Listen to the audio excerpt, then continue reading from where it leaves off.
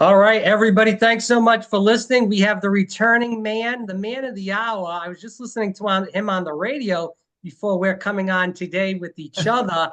This is Steve Laffey, former mayor of Cranston, Rhode Island, 2003 to 2007, former presidential candidate, 2024, financial guru. He's a man of everything, not just finance. But Steve, always a pleasure to have you on. Plenty of things to talk about. We don't have a lot of time, so we're going to roll through this quick. But Steve, thanks so much as always. No, you asked a great question. Why don't you just roll with it? Because I'm heading out of the country, not because of anything happening here. I just got to go see my son in the Netherlands with my wife, who's at graduate school. But let's roll. Right, Steve. So let's go to what everybody wants to know your opinion on is the Trump tariffs. Obviously, it seems like he's really taken on every country in the world. He thinks he's really macho man, and he's really controlling the tide here. I want to ask you the question. We can go through the countries in general, but specifically on China, they just upped it up to 84% of a tariff on us. So it seems like the people that are going to get hurt here because of Trump's stupidity on this and going against the whole world and not particularly, as you've stated many times throughout our conversations, particularly sticking towards China, we're just going to get ramroded as middle class Americans. Yeah. And the rich people will be doing fine because they can afford it. But the middle class is just going to get screwed even harder. And again, I think we're heading towards a society like the Middle Ages where there was the peasants and the serfs and not towards what we were pushing for in the 50s and the 60s with that middle class. But you Yeah. tell the audience, Steve. And unfortunately, the middle class seems to be buying into the message of like incoming poverty. So just to and this is just because the public school system means people don't understand even what I'm probably about to say, but I'll be as simple as I can. Uh, if Donald Trump had just taken on communist China with trade and given it a number of years for people like Apple Computer, pharmaceutical manufacturers, things that are critical to the United States of America to get out, whether they moved all of it, and they can't move all, I hate to disappoint people, they're not going to move all of it to America, but they get out. And China was a weak country because of it. Um, that would be better. Instead, in his second term, Donald Trump promised tariffs on sort of everybody, and he gave them. In the sense that I want to go backtrack on one point. The United States of America is roughly, to be very rough, a $30 trillion economy. The rest of the world has $85 trillion. So if you take on one country at a time, you want to take on France? Go ahead, Mr. President, right? You take on all of them, you're 30 trillion, they're much bigger. And so that's what's starting to happen with this cockamamie idea about our allies need tariffs before our enemies. It just makes no sense. So then let's talk about China for a second, because to backtrack one big step, I've been saying publicly since 2005, we shouldn't be trading with them, but never suggested we would do it overnight. You go to 5, you go to 10, you pass laws within Congress that say we want all 60% of the cars the federal government's going to use in 5 years are going to be made in America. You make laws so that people say, oh, we have certainty, Intel. We're going to build chips in North America because we can sell them to Lockheed, and they have to be sold to Lockheed. They're not going to be made in China or even Taiwan anymore. Get it, right? Instead, because of Donald Trump's changing, and I last read this morning that he's changed his mind 85 times about tariffs so far since January 21st when he took office, roughly, right? When he's inaugurated. This is crazy because this builds uncertainty to the point where the head of France this morning said, don't invest in America. But if you take the second step just on China alone, because he's doing it so quickly, what they sell us, we actually really need. People aren't going to get their pharmaceutical drugs if they shut them off. This morning, China shut off all rare earth minerals again to America. We actually need them for a time until we can get our own, right? There's a lot of things like that. So since they're putting tariffs on, we're putting tariffs on stuff, and they're putting on stuff, ask yourself, what's the two biggest things we send them? Crops, oil. Yeah. They are the two most fungible things that they can get elsewhere. We don't send them stuff they need. Obviously, they need food. They need oil. They can get more from Russia unless we sink the ships, right? So they are in a short term win situation that they don't have to do what we're saying, right? Mhm. They're in a long-term lose situation with demography and so forth. But the biggest mistake made was Donald Trump getting everybody mad at him first, all the Europeans, everybody in Canada, people booing America, our great allies, right? I mean, remember, it was the Canadian like ambassador to Iran who hid American hostages and hid people, right? They've always fought with us. They're original member of NATO with it. All these things. So we can do things with Canada, but you just can't make it up. But by taking on everybody at once and by stating that he has stated, I have it right here somewhere, he has stated that every single trade deficit with every single country is bad. That's not true. There are reasons that America will always have a trade deficit with another country. One, in the 60s, in the 80s under Reagan, we grew a lot faster than we are today. Yeah. We took down tariffs in those days, but forget it, but we weren't involved with communist China. But because we're so wealthy, we got to buy some stuff elsewhere. And because we're the world's reserve currency, we can at lower rates. So these things are going to happen with other countries, and we shouldn't worry about it. Yeah.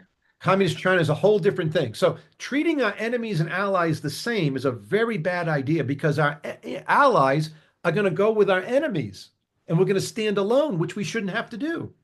I want to talk about China though, because are we going back of the fault of China? Obviously, 2000, the WTO, letting them in, that was obviously the catalyst there. But can we go back a little further and talk about Kissinger and Yeah, Nixon, where I sure. believe that was kind of the big deal. And then obviously 2000 was the whole shebang there. Yes, the big deal was somehow Nixon going to China, opening up China at the very beginning, and started the whole process of there'll be a democracy. We'll work with them. This is, by the way, back when Mao and these other people, no one was working with them. It's the greatest fallacy of all time that you can work with dictators. I mean, Trump tried to work with North Korea. Their people are still, they're eating grass. The people eat grass. You've seen them in Ukraine get captured. They have no idea what's going on. You think our education system's in a bad way? Talk to a North Korean soldier. He had no idea what was going on until he found porn on a phone, it looks like, and he went crazy. So we don't want to head in that direction. So yes, it started with Nixon. But by the way, it really started with Truman. I mean, if you want to go way back, when Eisen when uh, the top general MacArthur, I'm sorry, said to MacArthur, "I don't know how to bomb half a bridge," because remember, China was helping North Korea. If we had finished that war correctly, we wouldn't have these problems. But we have decided since the Battle of Incheon that we don't want to win wars. We're still talking about Iran. Yeah. Like you're much younger than me. It's your whole entire life since you were born. Yeah. You've heard, now I've only started hearing this since I was 18, but I'm much older than you. From my age of 18, Iran has been killing U.S. troops, supporting anybody who will kill us or kill Israel, trying to send drones wherever they can now, and we've done nothing about it. Nothing. Now, I think there's a high hope that Trump will actually now, because he needs a war, he got to get Yeah. the attention. This is a time they may actually bomb and then bomb that island where all the oil comes out of Iran from. That's a whole nother story, but that actually could happen now. I want to go into the issue of the supply chain. Obviously, Yeah, we just talked about the tariffs. We saw what happened during COVID, which had nothing to do with tariffs. People were running to buy toilet paper like it was going out of style throughout COVID, and many other things as well. Supply chain for even food yeah, was very low in COVID, and some of it hasn't even gotten back to where it was pre-COVID. Are we going to be looking at more of that for a very consistent amount of time now? Because it seems like, yes, again, Trump doesn't know where he's at. And again, you've talked about this many times throughout the program that he is very much a narcissist yeah, and he just believes what he is doing is correct and no one can persuade him otherwise. It's his way or the highway. And that's not really how you deal with diplomacy with other countries. You don't go my way or the highway. You have to negotiate with other countries, especially your allies. And he, as you stated throughout this program, he's brushing them off and giving them the middle finger. Yes, and that, is a really bad thing for economic growth in the world and for America and for our future. So, supply chains. I'm at Harvard Business School in 1984, and we get taught just-in-time inventory because the Japanese are doing, meaning you keep your supply as low as possible, make your inventory turns even faster, and you set up supply chains so you only get the stuff just in time to make it. You're going to make a car, you're going to assemble this car tomorrow. The night before, the carburetor comes in from Mexico, right? Not three. You don't stock the stuff. So when the fake Chinese virus, which Trump made worse and cost himself a re-election because he shut down the economy and did the PPP program, and I said it, he's going to lose, and he did. That's because he was a coward. He should have led. And he's being a coward today politically. But I always thought at Harvard Business School this was crazy. Like, what happens if you can't get the stuff? I would actually in production operation management class, but that's the theory. That theory is now going away. Everybody's going to stock a lot of stuff. And so you're going to see an enormous trade deficit reported in the first quarter because everybody tried to get as much aluminum into the country from Canada before the tariffs went on, or cars, or Porsches, or whatever, right? So they're sitting around here, right? What's the name? RH, Restoration Homes, whatever this publicly traded company is. They're like, we're in a better position. We have $200 million. We've got $200 million of inventory in the country before the tariffs went on. Well, if the tariffs keep going, what does that even mean? I mean, I don't decide the stock's going from 400 to 120, I think. So, but they're all going to be hurting. And the real crime is what you mentioned at the beginning. What happens to the middle class? Right. I can give you an example. You can almost look out the window here and see some white fencing. And I was going to replace it 7 years ago. And I called the lady in Wisconsin and I said to her, I'd like to buy your metal fencing, blah, blah, blah, beautiful dark green color. And we talked on the phone. I told her, I said, look at this video I'm doing, blah, blah, blah. Well, about 3 hours later, she calls me back. This is a husband and wife operation out of Wisconsin. See, I make the mistake that it must be made in America. What do you mean? It's just, and she says, Mr. Laffey, I don't think you're going to buy anything from us. It's all made in China. I'm like, what? How can it be cheaper to send it from China? He said, we tried to make it in America, but about 6 years ago, the prices, blah, blah, blah. We had to start getting it all in from China. So I still have plastic fences out there in my farm, and I didn't get any, right? So these are the people that if given 5 years, if given 3 years to make changes on supplies, right? They could have made the change. Now they can't. Now, Steve, and I'm then it just gets back to who confused. pays those tariffs, which is like the important thing that no one seems to understand. Like, who pays the tariffs? And Trump will call it a tax cut along with his crazy person, trade people around him, right? And they'll say it's a tax cut. And then in this morning, they'll go, the reasons for these tariffs go back and forth, back and forth. With China, this morning, it went back, according to the Treasury Secretary, to fentanyl, which means that they're losing. But the Steve, middle class will really suffer because there's not enough time to make these things happen, right? Even just with Canada. Now, if you take on one person like China, slowly but surely, and then you let Canada alone and you just kind of do some stuff with each country, we wouldn't be in the situation we're in today. But the real problem for people listening is that when you're dealing with a true narcissist, remember, Trump doesn't take advice from people. That people keep saying this. He says things, and the sycophants around him, the people who kiss his ring, who want the job in power, they're billionaires. They don't care.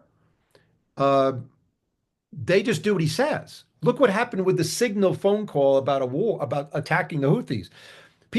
Trump said, let's attack.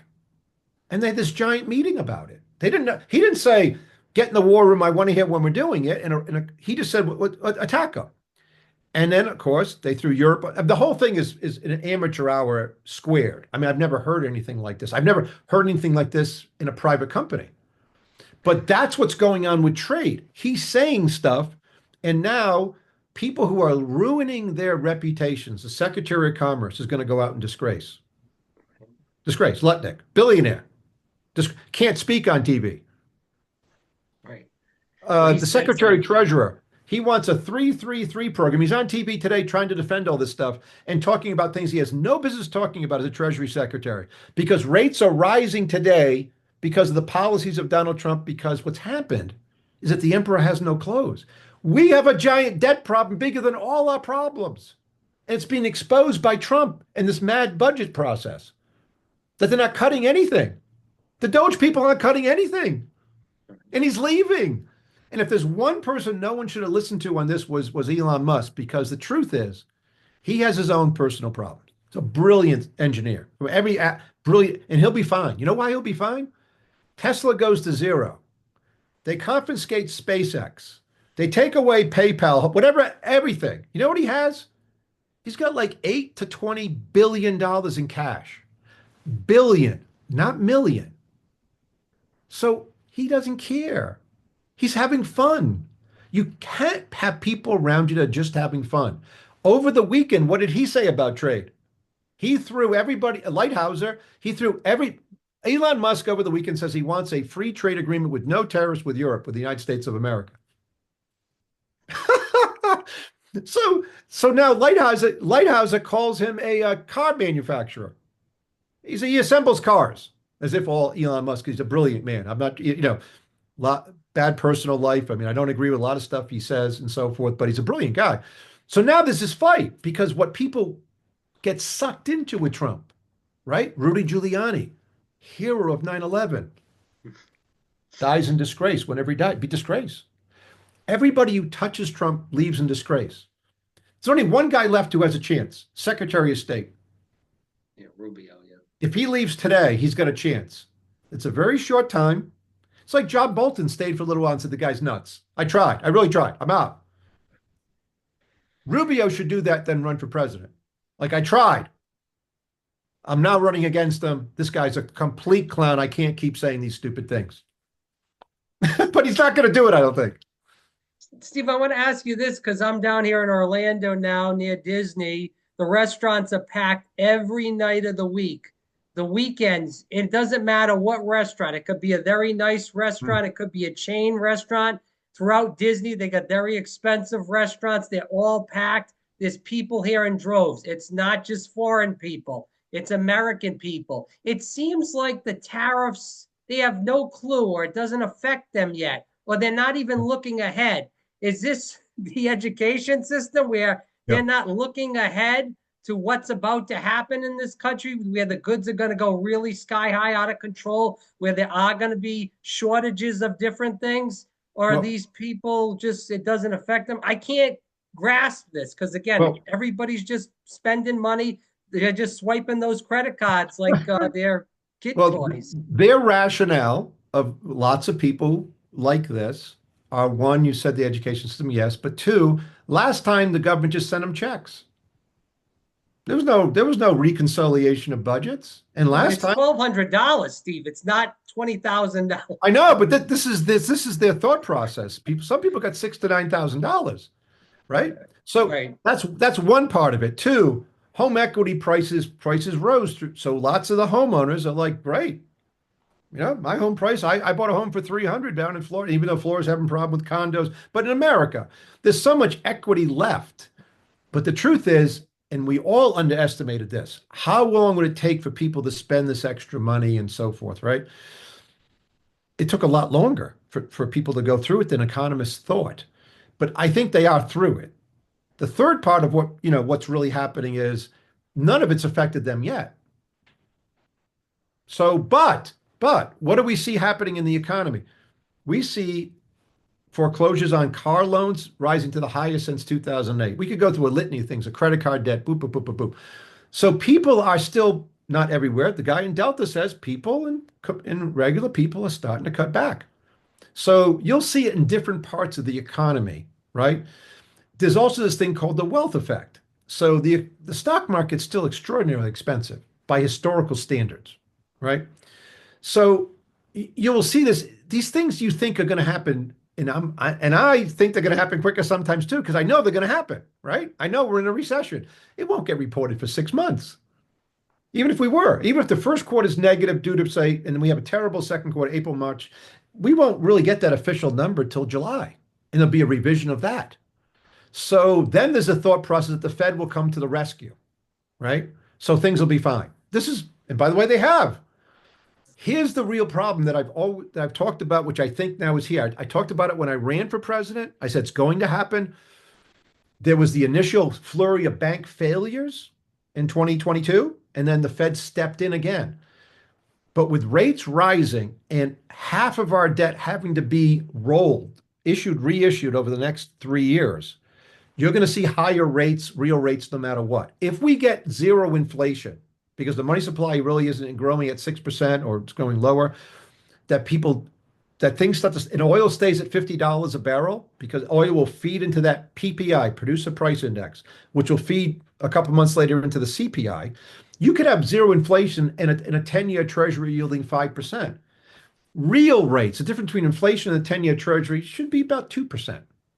The time value of money, et cetera, et cetera. But if they're five, you're still not going to recover from that. And it leads you into what the House and the Senate are doing on the budget, which is spending more money. There only seems to be two rational people left in Congress. A guy named Tom Massey lives in a hut somewhere in Kentucky, went to MIT, solar panels, but at least he walks out of a meeting and says, I'm not doing that. He's a real fiscal conservative. And Rand Paul, who gets on TV and says, what? They have really no effect, but I can't think of anybody else. Even the Freedom Caucus in the House of Representatives, what are they doing? They're not doing anything to my knowledge, right? So this is a real problem. And this is what Trump's actions about trade has done to take away, and I say the emperor with no clothes, to expose America's debt why we're in such a precarious situation. It's all out there now. And that's why the dollar's getting weaker. Are you worried about a stock market crash? Yeah. Yeah. I lived through, well, there's a flash crash in 2010, but I started my career in 1987 in April at Payne Weber as an over-the-counter trader out of Harvard Business School. And I was always mystified, just so people know, I'm 24 years old, whatever I am, right? I'm mystified all throughout August, the market's rallying, August of 87. But I know that I learned in corporate finance class that that as rates rose, the alternative to stocks would be like that back then, 9%, you know? And I was like, why is it, something's wrong? But again, I didn't have any money really. I was poor and I was just starting to make a living. So I didn't, and then from August until the crash, we saw a crash. What happened the day of the crash? The Fed came in for the first time. This is the beginning of what we call the Fed put, which is a disaster for America. They come in and save the day by printing money. Now, the debt was really low. Reagan was president.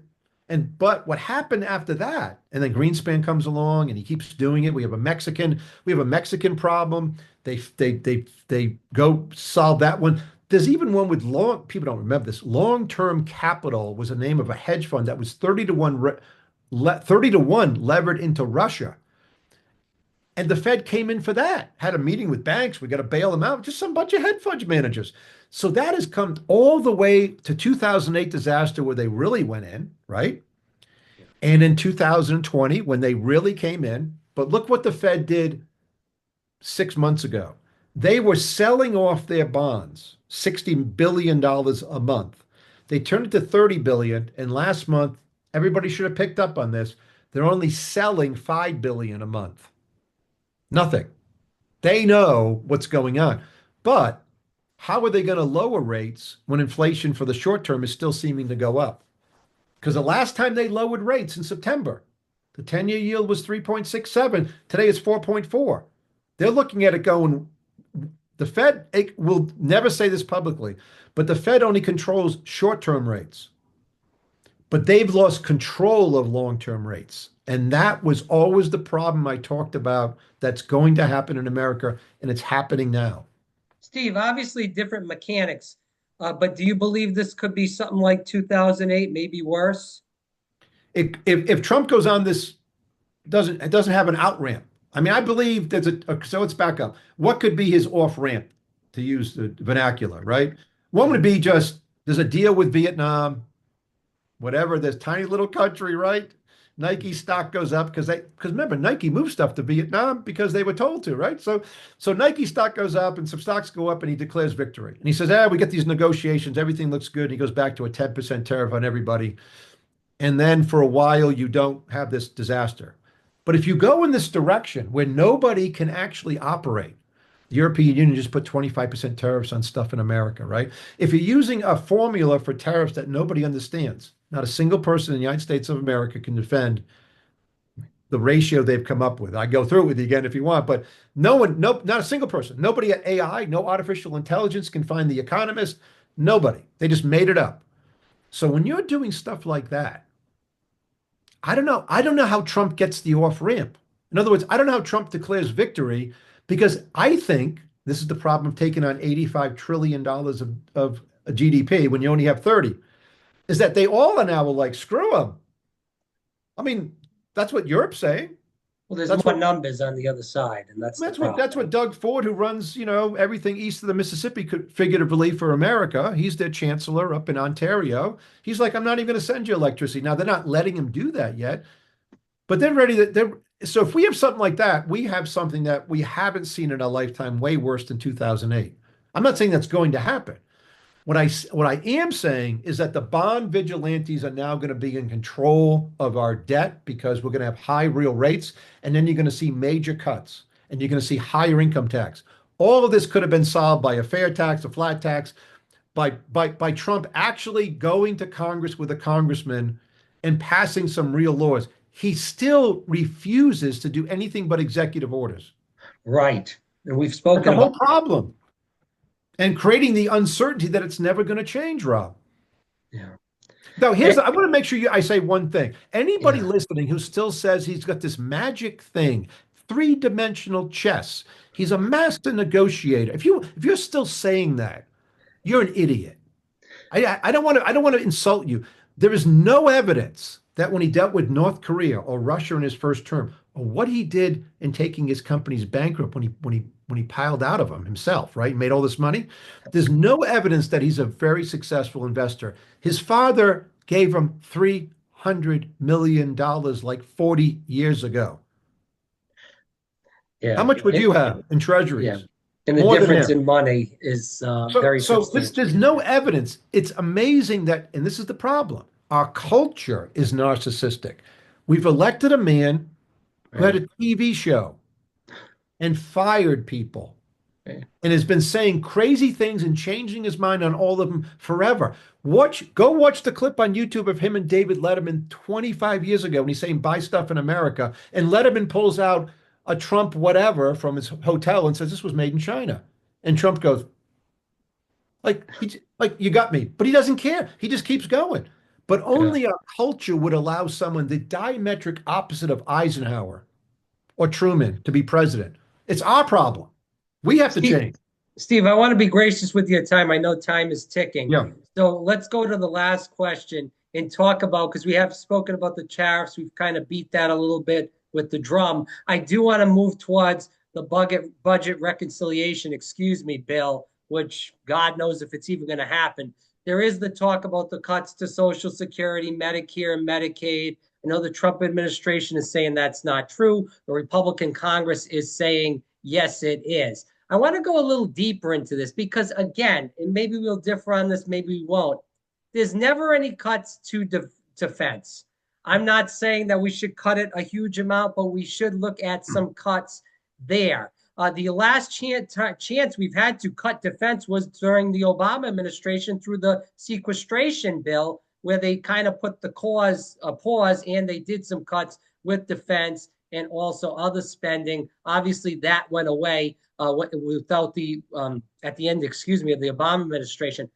But there's also a budget that's never spoken about, which will never be touched too, is the Black Ops budget, which God knows how many trillions of dollars right. that is in the defense. We don't even have to go into that. But just to kind of end the question here, Yeah. Well, Social Security, I'm probably not going to get it. right. That's, the way it is. That's the way the cookie crumbles. I could get it if they did something correctly, but they don't. I am there a little bit worried about the cuts to Medicaid and Medicare because again, we've went through this, and I don't know if you knew this about me, Steve, but during 2020 when I had the issue with the vaccine and I was having issues with vertigo and many other medical Right. issues, and I couldn't work, I went on Medicaid for a few years, and it saved my life because I had to go to a lot of doctor's appointments and try to get some help. And if I didn't, I would have had to pay a subsistent amount of medical bills there, which probably would have put me under. So again, there's people Yeah. that need these programs, Yeah. such as Medicare and Medicaid, but they will not touch the Trump tax cuts. They will not go to the fear tax, as you spoke about. They will not look at the Black Ops budget. They will not look at some defense spending cuts. Again, we want to keep the country safe, but you have to look at every place where there could be some cuts and make the cuts. There should be nothing off limits. Right. And it's good. And that's what's going to have to happen. So to back up, the four departments you mentioned, Medicare, Medicaid, Social Security, and Defense. defense, along with interest on the debt, are almost $5 trillion of our $7 trillion spending. I'm just making it up. It's roughly a trillion for each of them, but it's not, right? So to take them in turn, yes, when Trump mentions 1890 as the greatest time of all time before we went to the Depression with the McKinley terrorists before he became president in the 1870s to 1913, I watched him yesterday say this were the greatest times. We didn't have any of this stuff. We had military, very small military. We didn't have any of this stuff. So he thinks we're going back, like we just could have tariffs and they could pay for everything. It's not happening. So to backtrack, it would have been better for the US dollar if we had solved one of the three Medicare problems. Social Security is the easiest one to fix for young people. It's at stevelaffey.com. It's not even my plan. It's Larry Kotlikoff's plan. It costs more money, but it would ultimately help the middle class over a long period of time and a short period of time because you'll get it and you'll get a lot more. And that way you'll feel better about your job. But I'm not going to go there today. Sure. They won't touch Social Security right now, except they don't want to tax Social Security, which will raise a deficit. They probably should tax Social Security. Listen, I'm 63. They don't. I'll take advantage of it like I take advantage of solar panels and electric cars when I need 10,000 bucks. I mean, I'm not saying you shouldn't take advantage, just all stupid. Medicaid's a different thing. We need to go and look at Medicaid because, for example, in the state of California, 37% of every citizen Right. is on Medicaid. That can't be the right number. But we've got to maintain it for people who run into a problem. They can't work. They lost a leg. They went blind, whatever. We're all, I like to say this for 80, 90% of Americans, we're all in on that. You Steve, know, isn't that more of an economic problem for the state with the about affordability of what's going on in yes, well, state housing more so than Medicaid itself? yes, well, the problem runs like this. Because we split Medicaid among states and federal government, there are some states like California, and I haven't looked at this in a long time, who run into deficits on it and never pay people back. Like they just abuse the whole thing, right? It's sort of like Social Security disability. There was a judge somewhere, it was in a Wall Street Journal, who put 90% of the people who came before him said, okay, yeah, you should have Social Security disability. Some people were just like, I just want Social Security disability instead of the fact that they have cancer or they have something that they can prove, that they can't work anymore. Fine. So we can take the expenses of these things down somewhat. Medicare is different.